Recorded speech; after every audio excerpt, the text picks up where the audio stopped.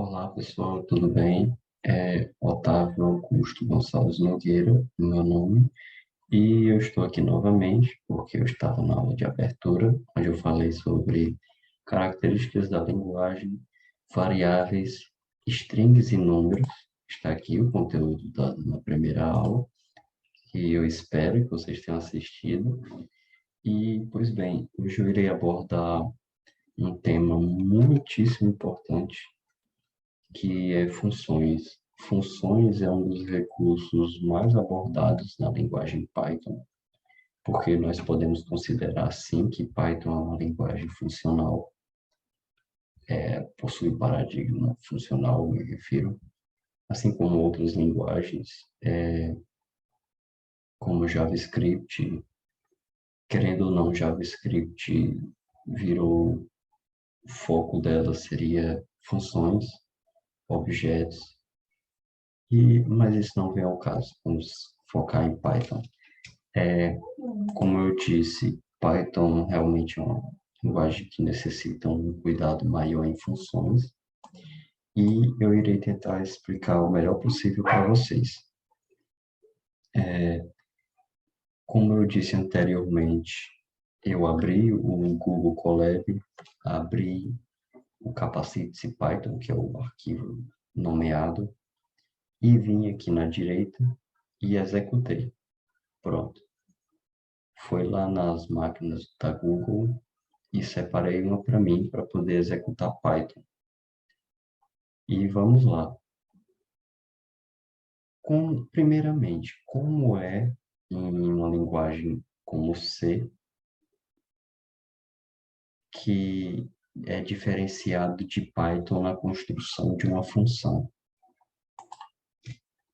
Em Python, uma função é construída da seguinte maneira, onde irá abordar praticamente tudo o que eu disse na primeira aula, que é o seguinte: para iniciar uma função, nós colocamos o nome def.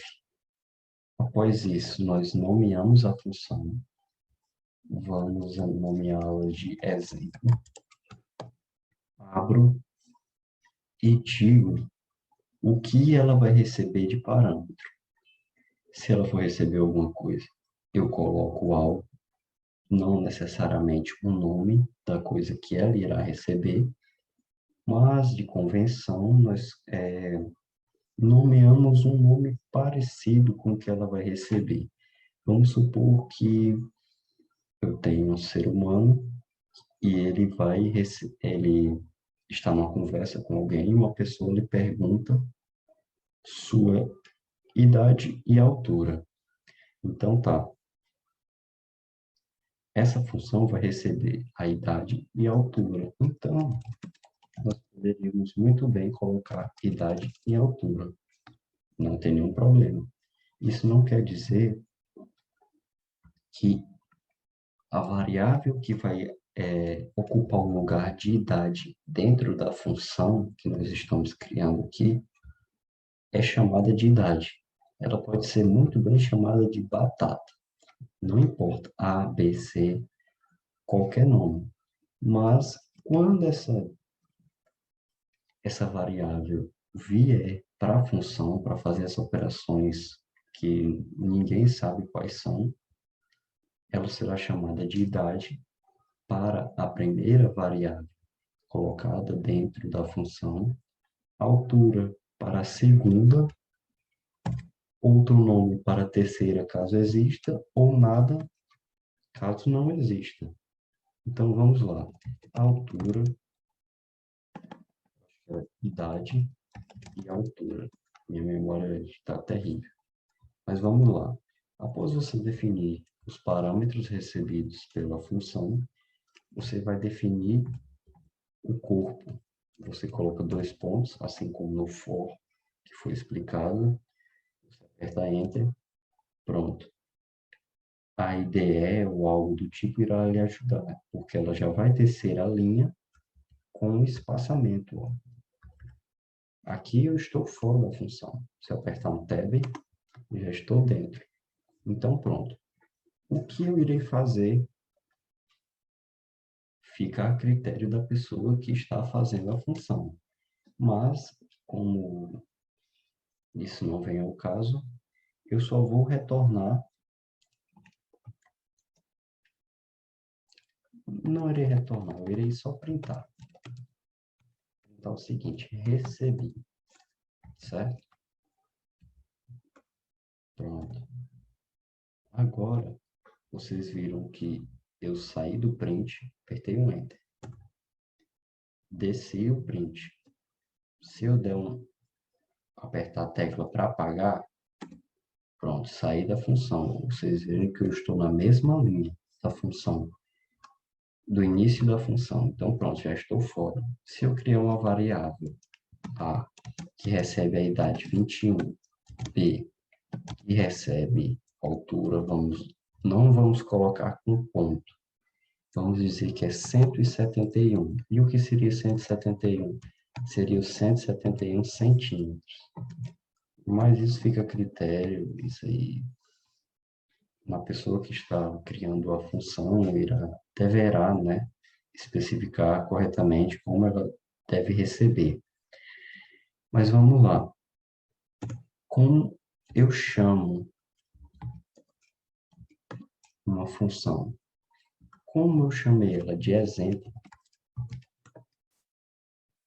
exemplo vai ter idade e altura como parâmetro, que eu já estou vendo aqui, ó.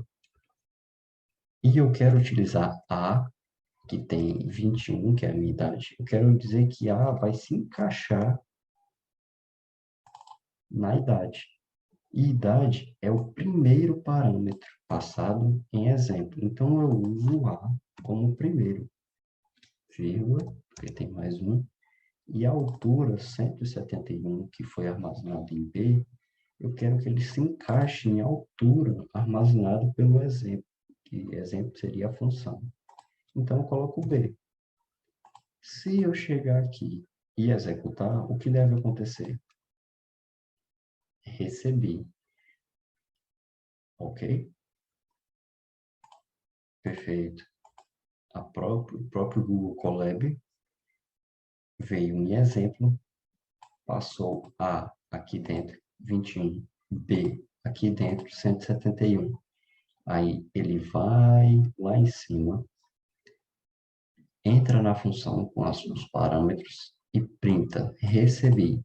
Está aqui no output, ou seja, a saída, recebi. Mas agora você me fala, vamos supor que eu não receba mais altura nem idade. Eu receba dois valores. Valor ao 1, ao 2. E eu armazeno esses mesmos valores, A e B. Em vez de printar, eu retorno, ou seja, return, não uma string. Eu poderia muito bem retornar uma string, mas eu retorno A mais B, ou seja, uma soma. Vamos ver o que é que acontece. Se eu chamar exemplo passando A e B, ou seja, as mesmas variáveis, os mesmos valores, porém, mudei os nomes das entradas, mas isso não importa, como eu disse. E ela agora, em vez de printar, ela está recebendo e retornando a soma de A e B, que no caso não deveriam ser a soma de A e B, deveriam ser a soma de val1, que é o A que eu passo como parâmetro, e val2, certo? Daí tudo bem. Se eu chegar a executar, o que é que vai fazer? Ele vai somar 21 com 271, que no caso dá 192. Perfeito. Só que isso é uma característica do Google Colab. Mesmo um retorno, se eu chamar, ele irá printar. Mas em outras IDEs, eu teria que fazer da seguinte maneira. Como é um return, eu preciso armazenar, porque vamos aos primórdios de como funciona um return. É o seguinte, eu tenho uma função que ela recebe algum parâmetro ou não.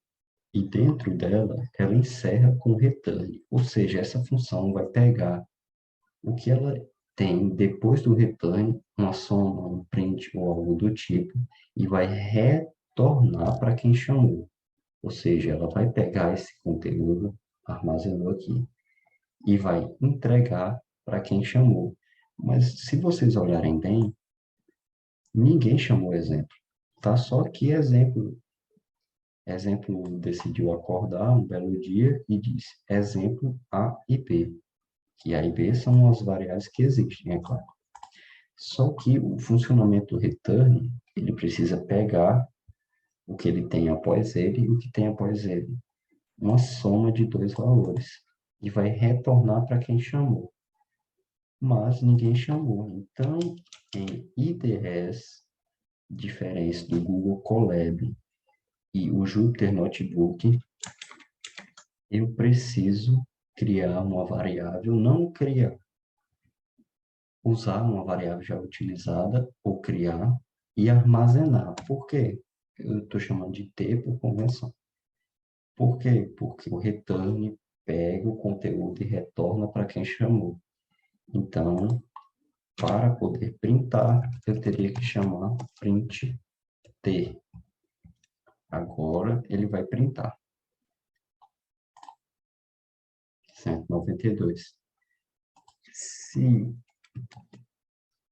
eu tivesse armazenado T com return da soma desses dois valores, ele não iria printar nada, porque eu só armazenei T.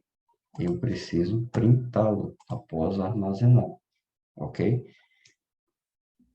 Agora vamos para um conteúdo bem importante da linguagem, que seria escopo das variáveis. E como isso funciona? Vamos supor que eu tenho uma função f soma, que vai receber x e y.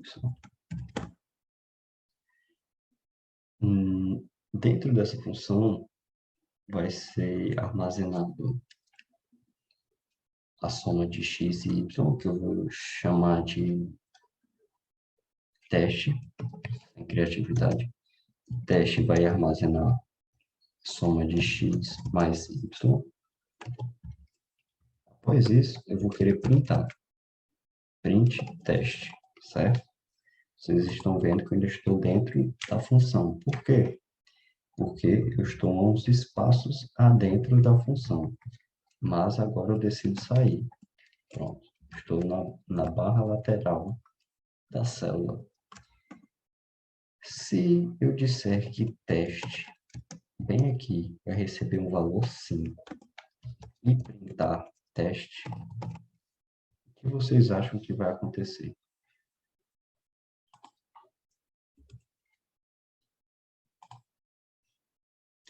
Printou 5. Por que você faz essa pergunta para mim? Por que, Otávio, foi printado somente 5? Porque é o seguinte, eu criei uma função, criei uma variável dentro chamada x, uma chamada teste que vai armazenar x mais y. Eu printo o teste, digo que teste fora da função recebe 5 e printo o teste, mas ele só tem um print. Por quê? Porque eu não chamei a função. Se eu chamar a função passando 5 e 5, veja que não necessariamente eu passei já uma variável, ou seja, esses valores aqui estão soltos. Eu não armazenei nada. Isso quer dizer que Python não necessariamente, quando eu for passar um parâmetro, eu preciso passar através de variáveis. Não. Eu posso passar através de valores soltos. Soltos que eu me refiro 5, 5.1, teste. Eu não necessariamente preciso passar uma variável dentro que armazena tal conteúdo, certo? Vamos lá. Agora, eu tenho soma, que será armazenado, printado. E logo abaixo vai ter teste e print. O que vocês acham que vai acontecer? Printou dois valores.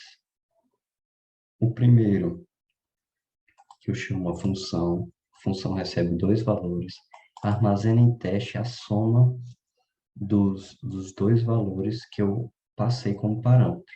5 mais 5, que dá 10. Beleza? Na linha de baixo, 5, teste recebe 5 e eu printo 5. Isso quer dizer uma coisa muito importante para a gente, que é o escopo das variáveis dentro de funções. Que é o seguinte, eu criei uma função chamada teste dentro, perdão, eu criei uma variável dentro de uma função chamada teste.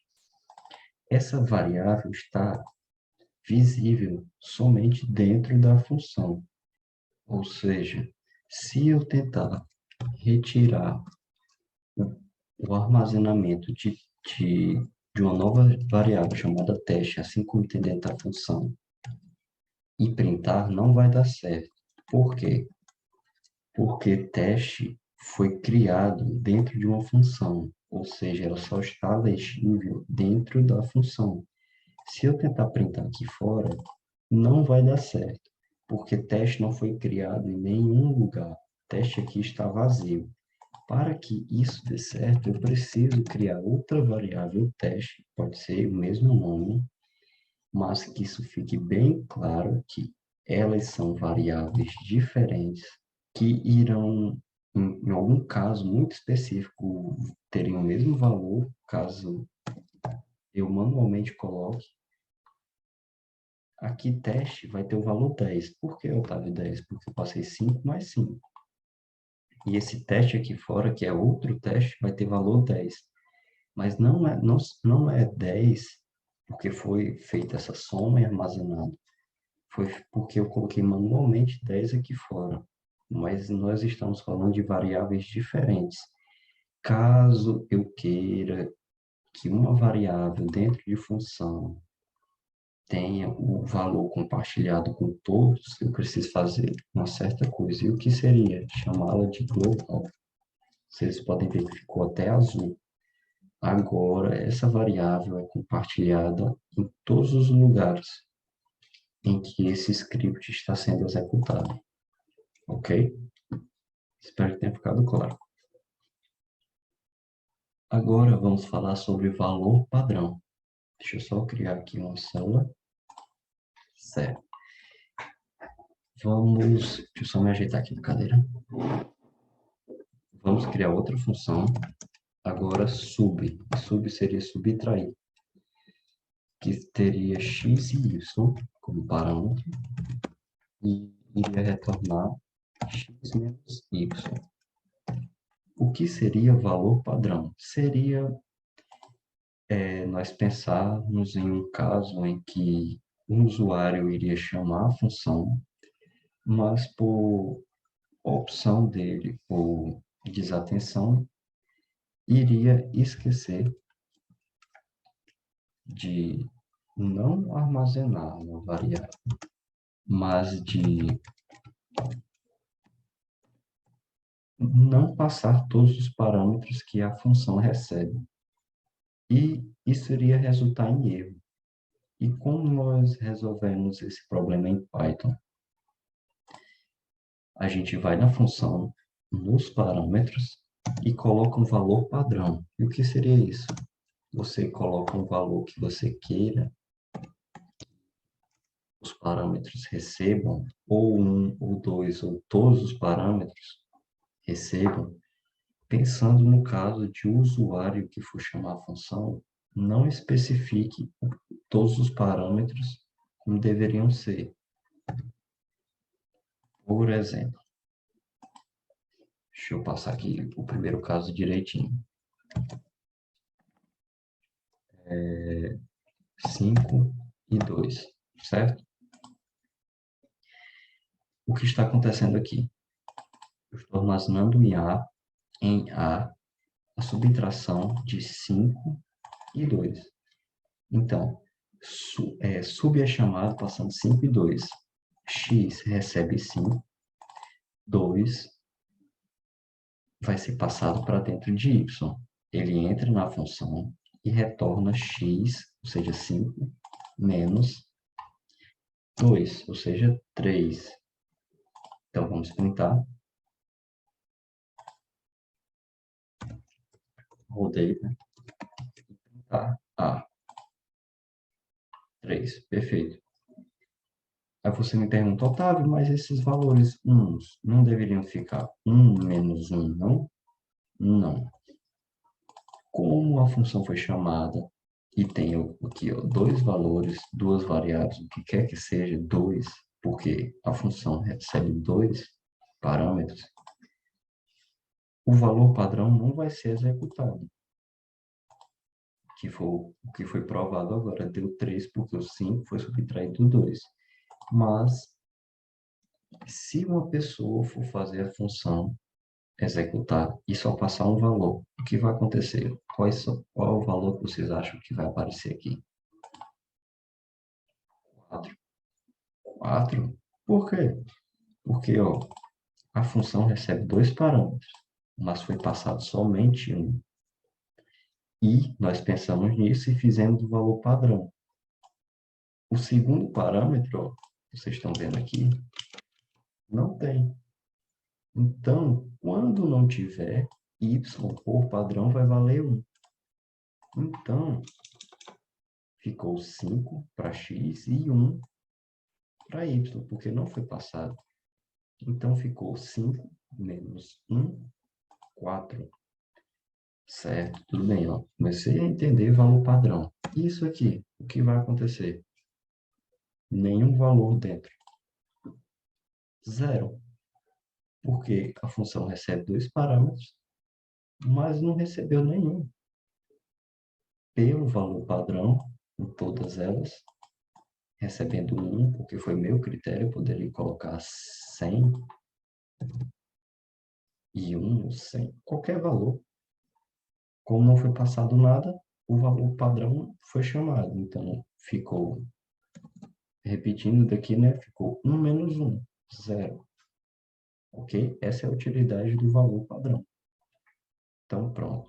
Vamos fazer a criação de mais uma célula e vamos fazer um exercício de fixação.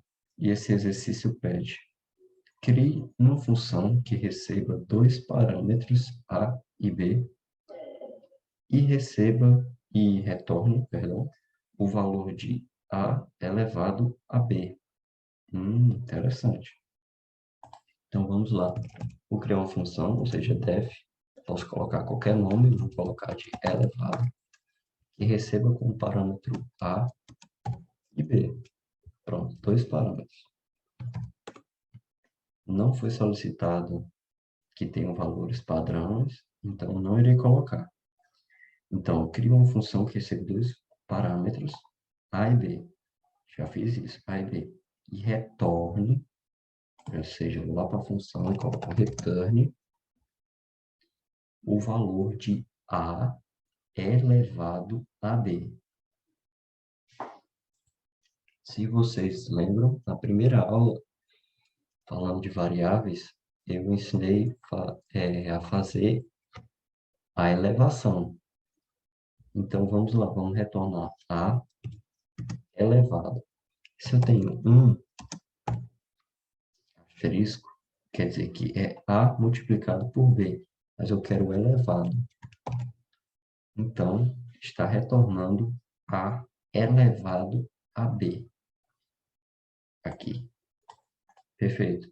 Só que eu não estou chamando a função, não estou armazenando, como eu ensinei, porque é um return. Então, eu vou criar uma variável chamada recebe, um nome qualquer. Vou chamar a função e vou passar os valores que ela quer. Eu poderia muito bem passar variáveis, armazenar variáveis o valor que eu queira, certo? Mas eu não vou fazer isso. Eu vou passar direto. Vou passar, vamos ver, 5, 2. Ou seja, recebe, vai receber elevado, que é a função que recebe dois parâmetros, onde eu estou passando dois parâmetros, 5, que vai ser A, 2, que vai ser B, E essa função vai me retornar, ou seja, vai empacotar isso e vai jogar para recebe o A elevado a B, 5 elevado a 2. Eu vou printar recebe 25. Por quê? Porque eu vou ter 5 elevado a 2. 5 ao quadrado. 5 vezes 5. Pois bem, espero que tenha ficado claro e nos vemos nas próximas aulas. Até mais.